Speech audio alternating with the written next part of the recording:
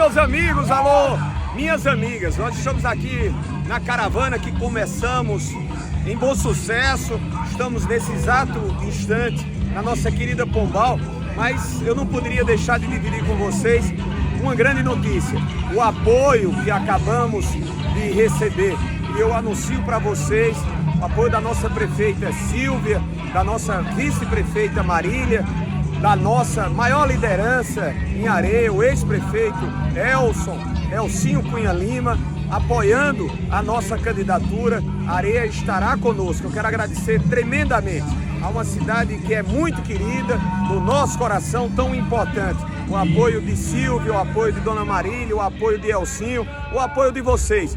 Vamos à vitória. Vocês terão, como tiveram como senador, um governador próximo, ajudando a Areia. Obrigado, Areia. Obrigado, Elcinho. Obrigado, prefeita Silvia Marília.